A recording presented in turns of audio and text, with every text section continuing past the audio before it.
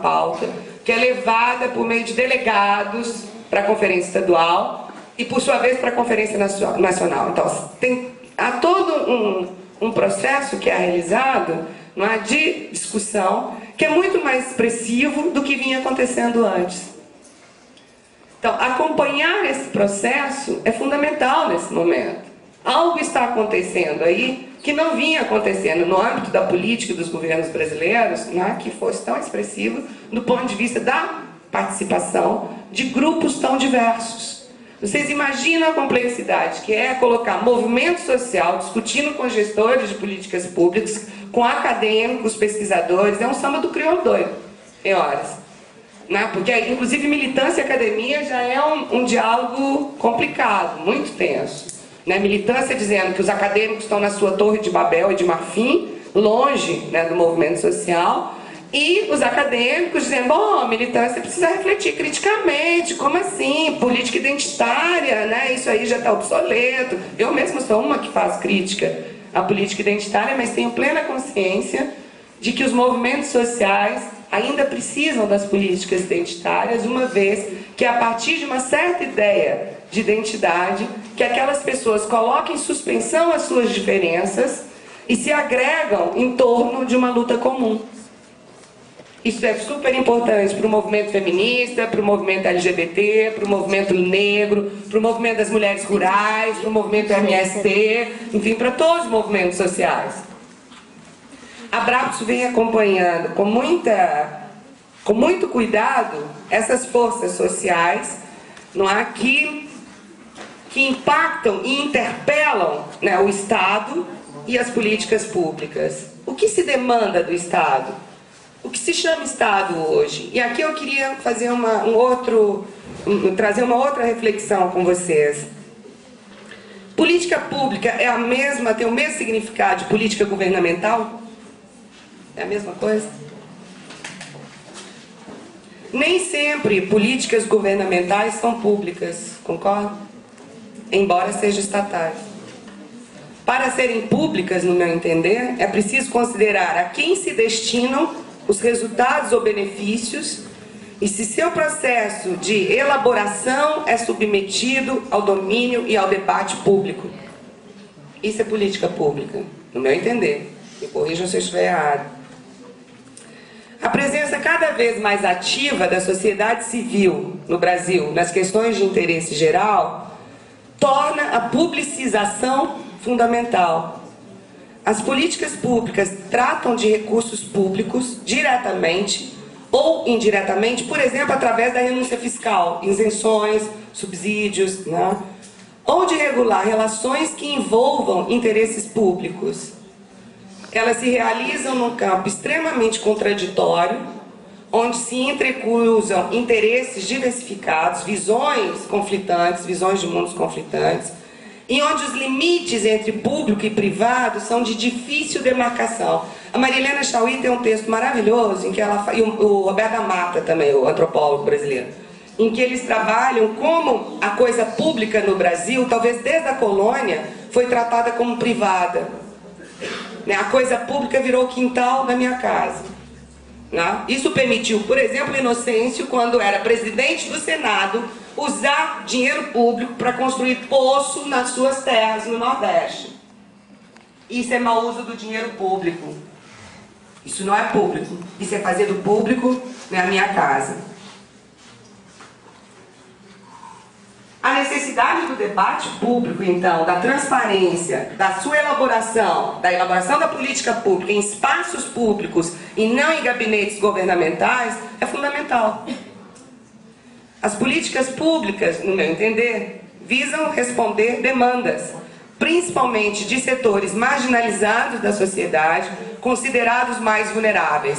Aqui o conceito de equidade, no meu entender, é fundamental. Não se dar a mesma coisa a todos. Os grupos são desiguais. Temos que tratar desigualmente os desiguais.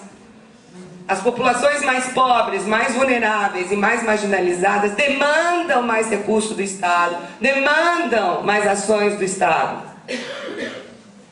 Essas demandas, por vezes, são interpretadas por aqueles que ocupam o poder como privilégios, mas são influenciadas por uma agenda ampla que se cria na sociedade civil através de pressão e mobilização social.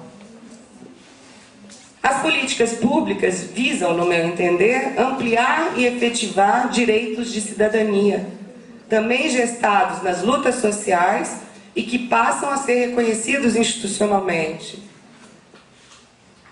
Algumas das políticas públicas objetivam promover o desenvolvimento, criando alternativas de geração de emprego e renda, como forma compensatória dos ajustes criados por outras políticas de cunho mais estratégicas e econômicas. Outras ainda são necessárias para regular conflitos entre os diversos atores sociais e grupos, mesmo que hegemônicos, têm contradições de interesse que não se resolvem por si mesmas, e é preciso que a política pública incida ali, mesmo no mercado. Precisa mediação das políticas públicas e governamentais nesse caso. Vejam, por exemplo, eu vou dar os exemplos dos Estados Unidos sempre hoje, tá, gente? Nosso grande vilão para mim. A crise foi gerada pelos Estados Unidos da América, estamos pagando o pato, literalmente. Os Estados Unidos da América parecem ser a nação protótipo do capitalismo e da democracia moderna, não é? Entre outras coisas, geraram a ideologia neoliberal, com a sua pregação do Estado mínimo, a mínima intervenção do Estado no mercado, porque o mercado se autorregularia. O que Obama fez? Interviu no mercado. O que os Estados Unidos fez em termos de política econômica? Subsidia a sua produção, protege a sua produção nas relações de comércio internacional, exige dos outros países que eles abram o mercado. Olha as posições desiguais. E essas posições desiguais impactam não só a economia, todas as relações societárias que essas organizações mantêm. Quem hoje manda no mundo talvez não sejam as nações, seja a Organização Mundial do Comércio. Portanto, as fronteiras nacionais também já não são as mesmas, nem têm mais o mesmo peso. Os objetivos das políticas têm uma referência valorativa, no meu entender, e exprimem as opções e visões de mundo daqueles que controlam o poder num dado momento. Mesmo que, para sua legitimação, necessitem contemplar certos interesses de segmentos sociais dominados, dependendo assim da sua capacidade de organização e negociação. Veja a pressão sempre dos movimentos sociais. Quanto à natureza ou grau de intervenção, eu posso dizer que as políticas públicas têm um caráter estrutural, buscam interferir em relações estruturais como renda, emprego, propriedade, etc. Elas podem ter também um caráter conjuntural ou emergencial, objetivando amainar uma situação temporária, imediata. Por exemplo, a criação das delegacias da mulher, especializadas no atendimento à mulher na década de 80 nesse país, ou a política de cotas nas universidades públicas. São políticas que têm um caráter, deveriam pelo menos ter um caráter temporário, resolvendo demandas e situações de desigualdade. Infelizmente, nesse país as coisas não se dão assim. E essas intervenções temporárias do Estado acabam se transformando em algo mais continuado, porque não se conseguiu resolver ainda a questão estrutural de base. Quanto à abrangência dos possíveis benefícios, as políticas públicas podem ser universais, para todos os cidadãos em geral, segmentais, um segmento da população, por exemplo, segmento LGBT, as populações negras, as populações quilombolas, a demarcação de terras indígenas, por exemplo, que pode ser, então, determinado por relações de etnicidade, raça, idade, gerações, pode ser de gênero, enfim. E podem ser fragmentadas também, no sentido de que elas podem ser voltadas para um fragmento dentro desse grupo mais amplo. Então, o grande grupo LGBT, as lésbicas entram com demandas específicas, as travestis e transexuais, talvez nessa sopa de letrinhas aí, LGBT, agora, e tem que aí no meio agora também, sei lá mais o quê. As travestis e lésbicas talvez seja o segmento mais marginalizado, mais vulnerabilizado e mais foco de preconceito e ações violentas. Tanto que o índice de homicídio de travestis é algo indescritível. Eu não sei como a gente aceita isso. Quanto aos impactos das políticas públicas, os impactos sobre os beneficiários, e o seu papel nas relações sociais, eu diria que elas podem ser distributivas, visando distribuir, portanto, né, benefícios, e aí elas podem ser rapidamente cooptadas pelo clientelismo, né? Elas podem ser redistributivas, então, visando redistribuir benefícios a grupos sociais, e aí a busca de certa equidade é importante, né? Elas retiram recursos de um grupo mais privilegiado e passam para outro, etc. Por exemplo, uma reforma agrária. A reforma agrária é um bom exemplo disso. Elas podem ser regulatórias, visando definir regras e procedimentos que regulem comportamentos dos atores sociais para entender interesses, grupos, etc. E aí elas não visariam benefícios imediatos, né? Seriam mais regulatórias, mais mediadoras dessas relações.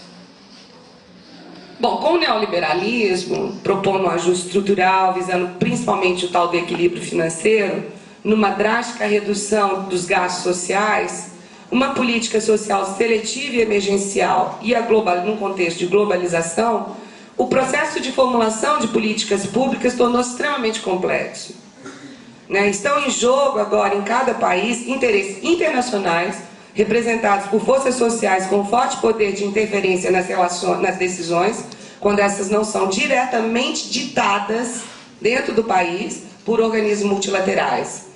Por exemplo, FMI e Banco Mundial. No setor da educação, por exemplo, isso é muito evidente. No setor da educação, um dos ditames do Banco Mundial, por exemplo, é que educação é gasto, não é investimento. Então, quais são os nossos produtos? Né? Insumos, produtos, os termos são sempre esses ligados, né, a uma linguagem, no meu entender, excessivamente empresarial e de mercado. Então, as políticas públicas são um processo dinâmico, com negociações, pressões, mobilizações, alianças ou coalizões de interesses.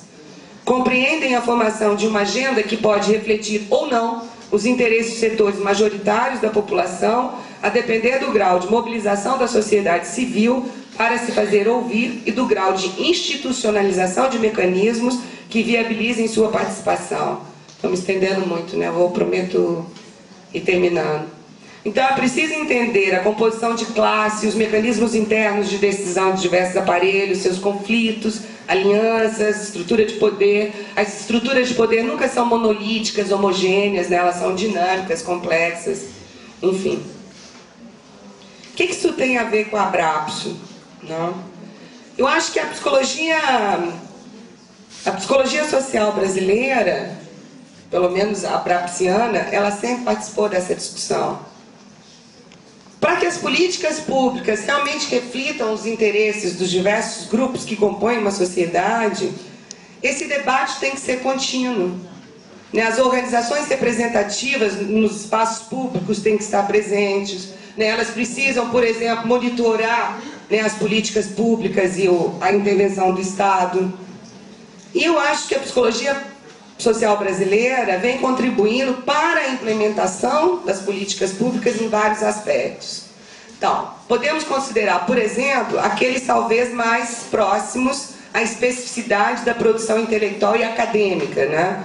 Que se debruçam sobre os desafios da realidade social brasileira, que nos colocam, né, as desigualdades de todas as ordens, as violências, as patologizações da vida cotidiana, as relações de poder que nos atravessam e nos constituem, os vetores de subjetivação como classe, sexo, gênero, raça, etnia, geração, religião, que nos imprimem contornos de uma população diversa, expresso, portanto, por processos psicossociais complexos e heterogêneos que impactam a vida cotidiana de cada um de nós, produzindo formas de sociabilidade diversas, assim como possibilidade de acesso a direitos.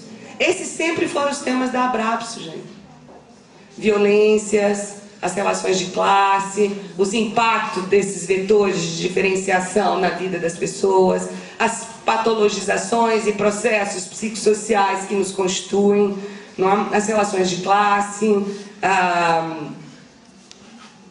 o adoecimento, por exemplo, do trabalhador, sempre foi um tema da Abrapso, não?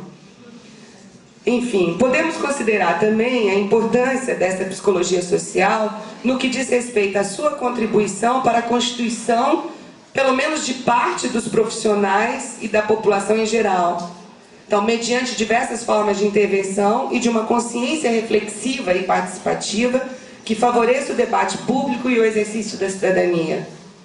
Quando somos instados na posição de especialista que nos tornamos a dizer algo sobre essa realidade, seja, por exemplo, situações que a imprensa mesmo e a mídia em geral vem nos procurar imediatamente. Fulano matou o filho. Fulano saiu matando todo mundo dentro daquela escola, no Rio. Ah, consulta os psicólogos, vai para os psicanalistas e os sociólogos, o que os especialistas têm a dizer sobre isso, né? Imediatamente nos procuram, a gente fica coado pela mídia, né? E se a gente disser, não, isso é um fenômeno muito complexo. Não, mas a senhora é psicóloga, a senhora não acha que ele é um doido? Ele teve um surto psicótico, o que é, afinal, o que aconteceu? Lembram dos acontecimentos em Londres, os recentes em Londres? Ora, aquilo é uma população jovem multiétnica, multirreligiosa, que está desempregada e está alijada das políticas públicas nesse momento. Por quê? Porque o Cameron, nessa horda agora, né, de todo mundo tentando resolver a crise que assolou a Europa, ele cortou os subsídios e cortou os programas voltados para aquelas populações, gente. Eles estavam na rua por causa disso. Aí uma repórter da Globo, da News, sei lá o que, aquele negócio de GNT News, convidou um sociólogo, vocês viram isso? E ela apertou aquele professor pesquisador até o fim. Mas o senhor não acha que são marginais? E ele dizia assim, veja bem, nós precisamos tentar compreender essa situação, alargando os nossos recursos, não é bem assim. Eu acho que inclusive há um processo de criminalização em curso dessas populações jovens, e ela diz assim, não, mas foi uma quebradeira geral, né? São marginais, foi crime, o quê? E ela voltava na tecla, né, de que são criminosos, que é um bando de arruaceiro, tarará. E ele tentando explicar para ela, assim, olha, a situação não é bem essa, eu não estou analisando por aí, tarará. Então é impressionante, por exemplo, e esse é um dos objetos de estudo da Abrapso, a produção midiática. Como a mídia produz fenômenos, produz marginalização, produz criminalização, é impressionante. E a Globo no Brasil tem um poder, inclusive, de tirar a presidente, como ela fez com o Collor de Mello. Porque, desculpa, os caras pintadas, né, eles não foram suficientes. Quer dizer, mexeu com a Globo, não se mexe com a Globo. Então, quando somos instados como especialistas... Ela colocou também, claro. O Lula pagou o preço também, né? Quando somos instados na posição de especialistas a dizer algo sobre essa realidade, seja, por exemplo, em situações exploradas pela mídia, como eu falei agora, os crimes especialmente violentos, o agravamento e o alargamento das formas diversas de adicção, é outra coisa que está na moda. O que a senhora acha do uso do crack? Né? Ou o bullying. Né? Bullying, professora, bullying, né? Não é uma coisa séria, bullying nas escolas, né? Não, sério, Mas veja bem, nós vivemos numa sociedade violenta. Nós estabelecemos relações violentas cotidianamente, que são invisibilizadas cotidianamente também. Né? Vamos peitar essa discussão ou nós vamos ficar no bullying, né, com aquele menininho e aquele outro menininho da escola? Vamos peitar a discussão que a nossa sociedade, e ficou claro isso nas últimas eleições, é conservadora, é racista, é classista, é misógina, é sexista e homofóbica, exatamente. Nós somos assim, gente.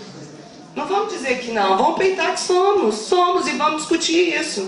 O que isso faz conosco cotidianamente? Que faz com que, por exemplo, uma estudante de direito vá para o Twitter e fale dos nordestinos como subraça, como ela fez. E nós legitimamos e aceitamos isso como natural, gente. Quando é que isso vai parar? O que isso quer? O que isso tem a ver conosco? O que a Abrapso faz? Não, tem a ver conosco sim. Vamos discutir isso aqui. Né? O que nós vamos fazer para enfrentar, né, essa nossa realidade? A interrupção voluntária da gravidez, o aborto. O que nós temos a dizer sobre isso? Não, como as católicas pelo direito de decidir, que é uma ONG maravilhosa de teólogos nesse país e espalhadas pela América Latina e que defendem o direito da interrupção voluntária da gravidez e foram acusadas de fazer apologia do aborto. Gente, o que é isso? Né? Se eu fizer uma pesquisa rápida, todo mundo é contra o aborto, gente. Então, vejam como se produz de novo informações de opinião com perguntas que não se faz.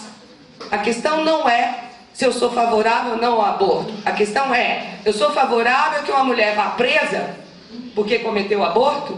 E cadê o pai também? É impressionante, né? As crianças são geradas só pela mãe, né? E elas é que vão presas, faz aborto. E criminalizadas. Bom, enfim, o Sistema Único de Saúde, a criminalização dos movimentos sociais, a judicialização dos sujeitos, movimentos reivindicatórios, tudo isso tem a ver com a Abrapso. Essa é a história da Abrapso nesses 30 anos. Basta consultar a revista Psicologia e Sociedade, as coletâneas publicadas pela Abrapso, a produção de dissertações e teses na área, os GTs da Abrapso, da ANPEP, que tem ligação com a Abrapso, as instituições de pesquisa, como a Fundação Carlos Chagas, a Fundação Oswaldo Cruz, as secretarias hoje do Ministério, relacionadas com mulheres, raça, etnia, direitos humanos, etc. Em todos esses lugares, nós vamos encontrar membros da Abrapso e produção abrapsiana. Isso não é um baita de um compromisso com a produção acadêmica e com a realidade social? Então, certamente, nós estamos aí e ajudando a compor o que hoje a gente considera a nossa fortuna, de todos nós. A psicologia da Abrapso dedica-se a temáticas diversas e objetos de investigação diversos que incluem tudo isso. Foi a primeira associação científica de psicologia que se diz psicologia social crítica. Ela tem um laço fundamental com os outros países da América Latina, com a União Latino-Americana de Psicologia.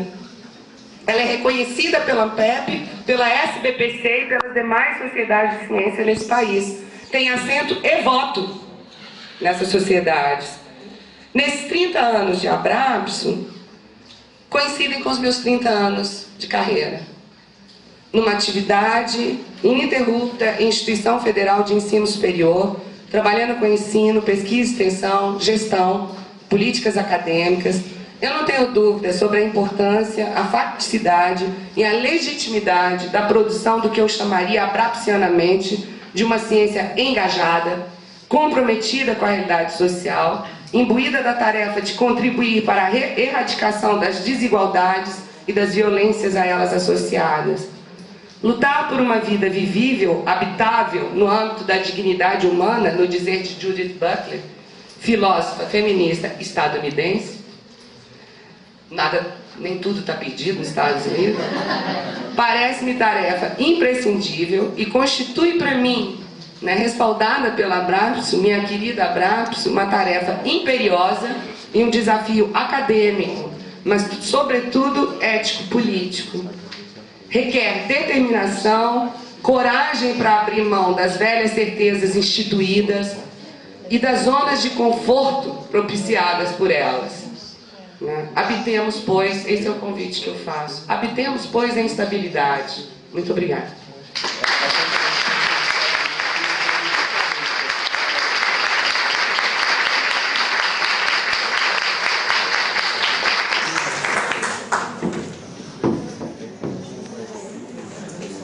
Nós abriremos agora para as perguntas. Quem gostaria de fazer pergunta, por favor, vem aqui na frente no microfone, ou quem tiver vergonha pode pegar o papelzinho, que a gente vai ler aqui na frente para o professor. Posso fazer? Eu dei tarefa de casa para os meus alunos, então, primeiro, assim, é sempre um prazer te ouvir, Juraci. Acho que você vai ser sempre minha eterna professora, uma pessoa que eu admiro muito, não só academicamente, mas pela forma como você trabalha a psicologia. Não coincidência, nós somos colegas. É verdade. Eu te ensinei, você foi péssima. Até a professora já tem cabimento. Eu aprendi bem, ué. Ó, já estou terminando. Eu queria trazer duas questões, na verdade, assim, uma delas eu estou trabalhando mais diretamente com os alunos da graduação, e aí eu acho que, até porque eu espero que estejam aí, que diz respeito a um debate, aos que têm aula comigo, né? Então por aí. Que é um debate que para mim não está liquidado. Eu acho que ele aparece com mais frequência na história da Abrapso em 2003, quando o Conselho Federal de Psicologia institui as especialidades. E aí a Abrapso, na ocasião, tem inclusive um texto do professor Cornelis, problematizando essa decisão de tornar a psicologia social ou reconhecê-la do ponto de vista profissional como uma especialidade, uma exclusividade, né, de especialização de psicólogos.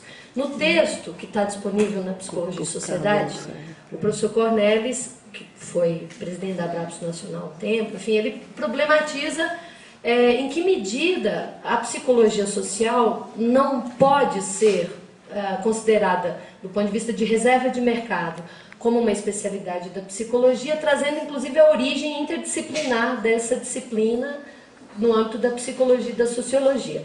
E aí, para discutir isso, Júlia, eu queria que a gente problematizasse um pouco aqui essa dimensão da psicologia como ciência e como profissão, né? Porque, do ponto de vista da formação, a gente tem muita clareza que o profissional de psicologia, nosso aluno egresso das faculdades que estão aqui representadas, eles vão atuar, sobretudo, nas políticas públicas, a partir de uma perspectiva profissional, enfim.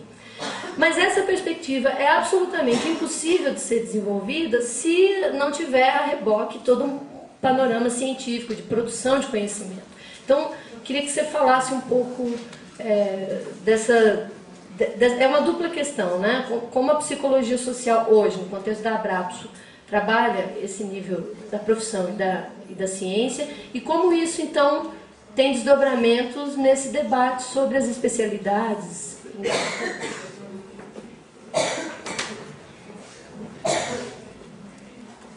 Nossa, gente.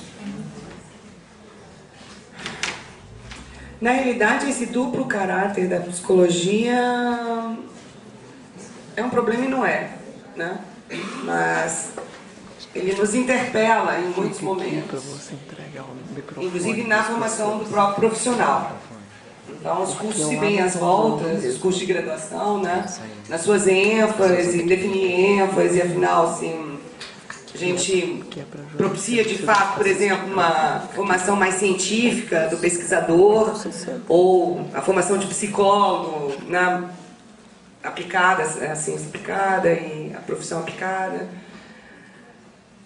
Eu acho que é um debate tenso esse. Eu particularmente, eu sou contra os especialistas. Eu já te falei isso.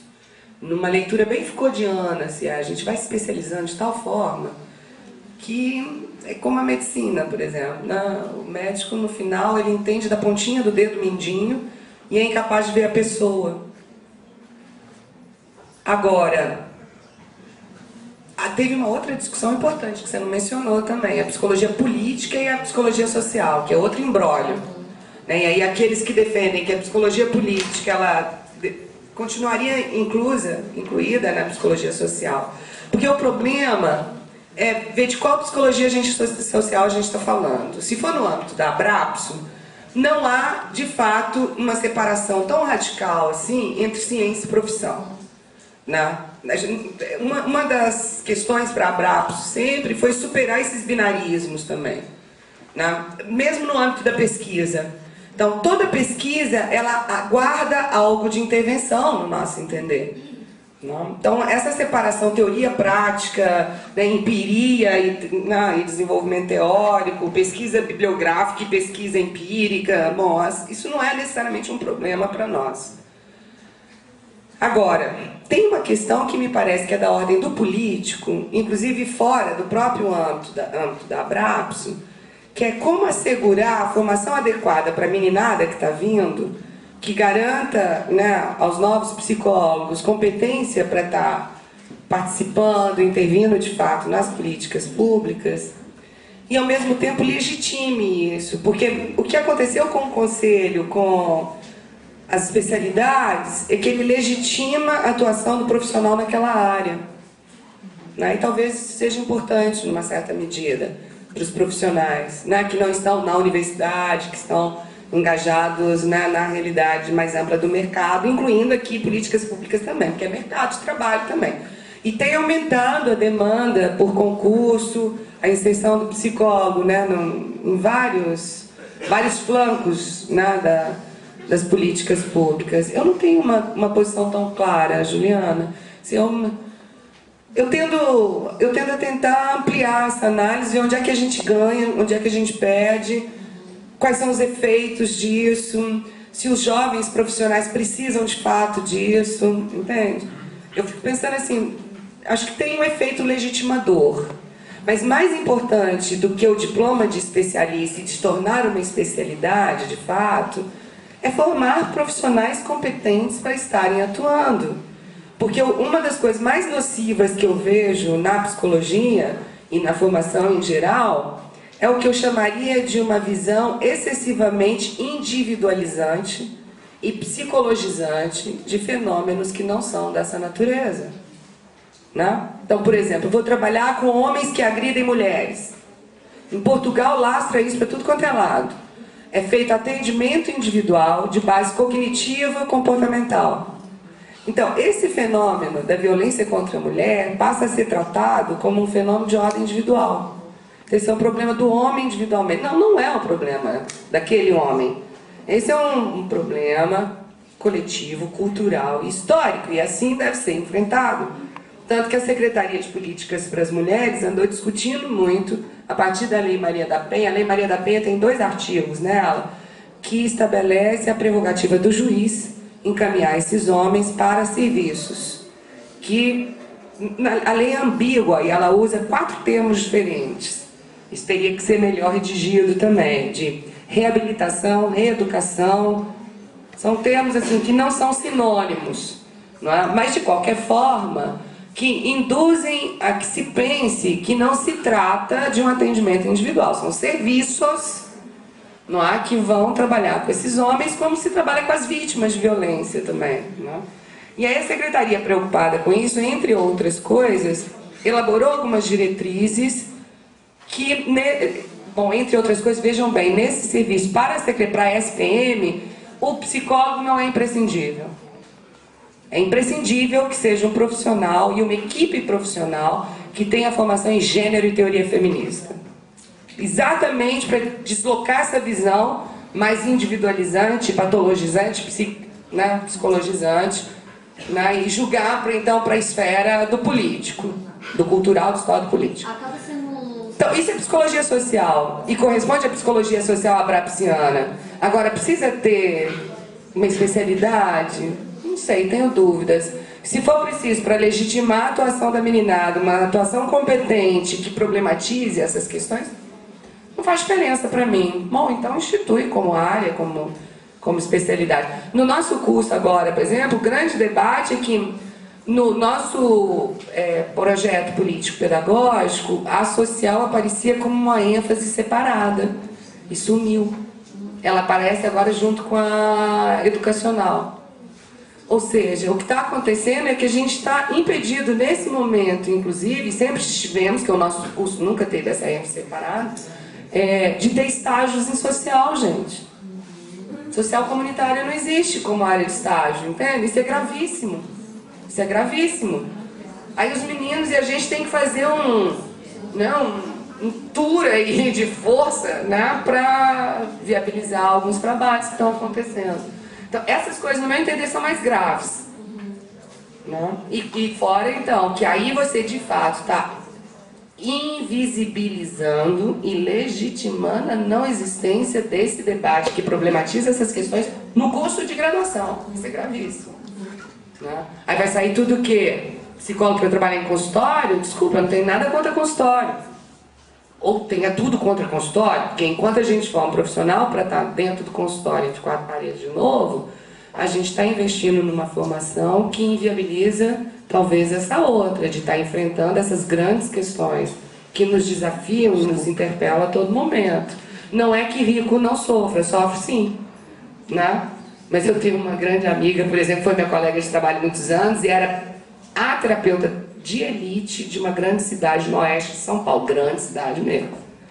E a Carmen Daló conta que ela desistiu de ser terapeuta no dia que ela se percebeu perguntando para uma cliente de elite local, da elite local, se ela já tinha lavado roupa num tanque.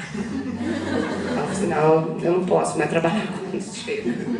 Não, porque sofrem, o sofrimento psíquico está presente, mas muitas vezes o que aparece no consultório, como apareceu para uma outra colega minha de departamento, foi o sofrimento daquela mulher, porque naquela semana ela ia dar um jantar e ela não tinha conseguido contratar uma copeira. Então, desculpa, né? Desculpa aí, mas Faça alguma coisa para enxergar, né? Além do seu umbigo. Então, acho que algo das psicoterapias também precisa ser revisto. A própria formação do terapeuta.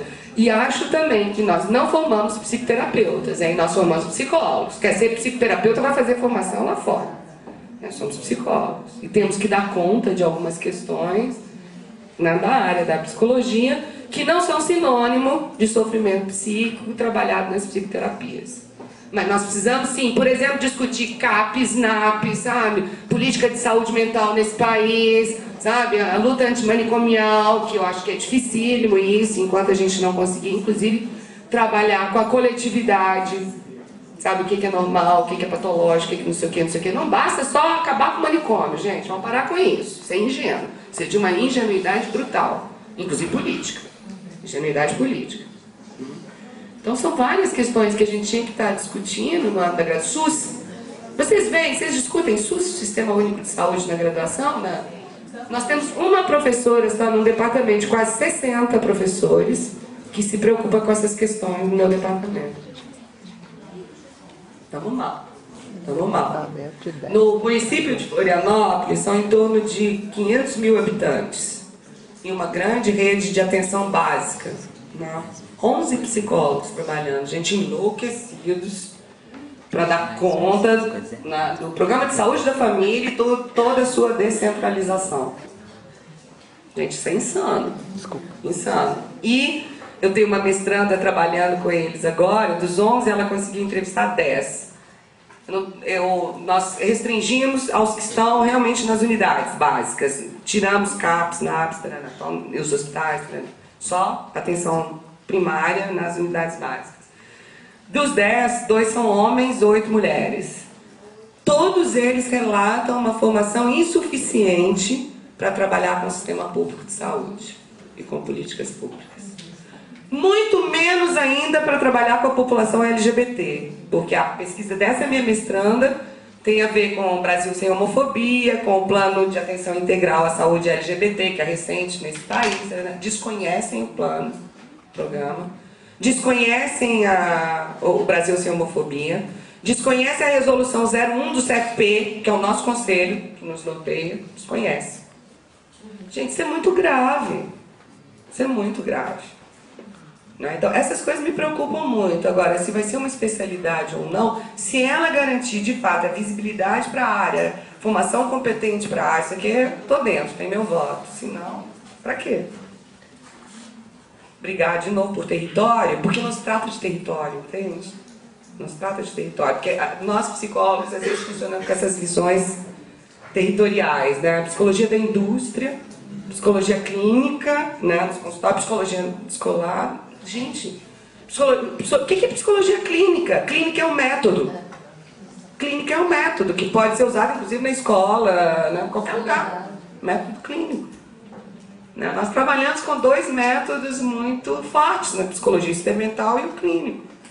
O resto é adjacência, para mim, né? Para mim. Eu não sei se te respondi. Respondeu. Eu viajei, mas eu quero dizer então, vou sintetizar. Não tem uma resposta pronta e clara, é o que eu disse. Depende. Se for para ser só mais uma área brigando com as outras, né? Burocraticamente, estou fora. Vai fazer parte do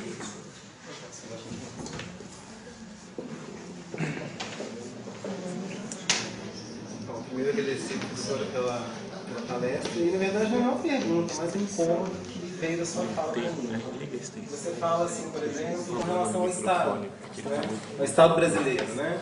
A gente tem, na última década, o governo Lula e a ascensão de milhares de miseráveis a uma condição melhor de vida, né?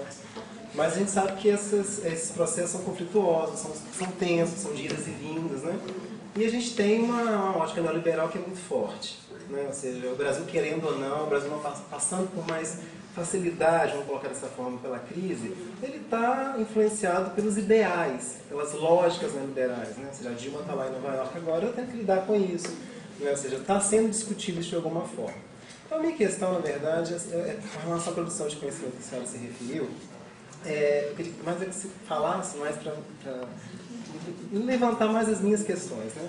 Por exemplo, como que nós, enquanto pesquisadores e profissionais que estão produzindo conhecimento do mesmo modo, né? Acho que quando você está pesquisando, você pesquisa o conhecimento de uma maneira. Quando você está na prática, você está pesquisando, você está produzindo conhecimento de outra forma, né? E os nossos conhecimentos, eles são produzidos a partir desse lugar que a gente vive, do mundo que a gente vive atualmente. Então, como que essa ótica neoliberal, que vai impactar, por exemplo, na oferta de políticas públicas, e a senhora citou a questão da saúde, a gente vê a grande dificuldade que é, de fato, implementar as ações e serviços em saúde no Brasil de qualidade, né? Porque a gente entra... Por que eu estou falando da questão neoliberal? Quando a gente entra na discussão pública e privada, por exemplo, né? Quando você vai para uma discussão que a gente tem que privatizar aquilo que você necessita, né? Então, aquilo que eu preciso, é eu que resolvo. Né? Na verdade, é a meritocracia, você resolve seus problemas, o seu sucesso depende de você. E as políticas públicas, no momento que elas não passam a ser mais coletivizadas, né? E você não entender que um problema é da ordem de todos, mas da ordem de um, isso gera uma série de complicações. Eu vejo na prática profissional, por isso os psicólogos, por exemplo, têm muitas dificuldades às vezes, e em alguns momentos a psicologia, talvez, se não tiver uma reflexão, ela vai acabar legitimando esse discurso, que eu acho perigosíssimo, né? Quando a gente se insere nas políticas públicas sem ter essa reflexão, a gente acaba legitimando o problema ser do o problema ser do indivíduo. Eu acho que cai um pouco no que a senhora colocou. Então, assim, em termos de produção de conhecimento, ou seja, como que a psicologia social pode, de certa maneira, pautar uma discussão que tenha isso como elemento central, sabe? Para a gente poder olhar com isso com mais crítica.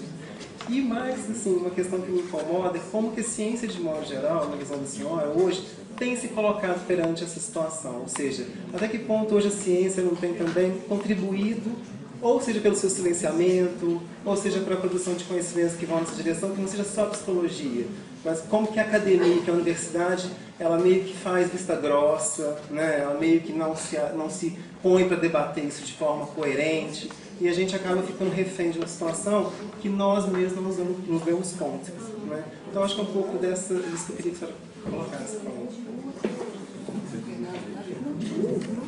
Uai, Fernando, eu vou concordar com você, né?